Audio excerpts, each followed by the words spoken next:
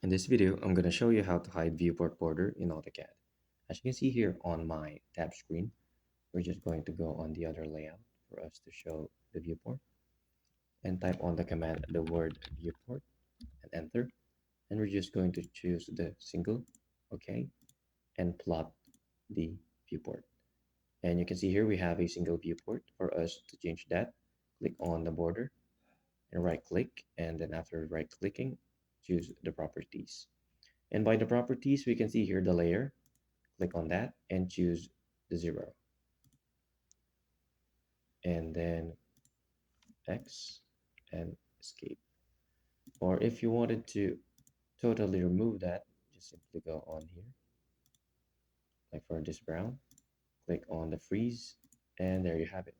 That's about it. That's how to hide viewport border in AutoCAD.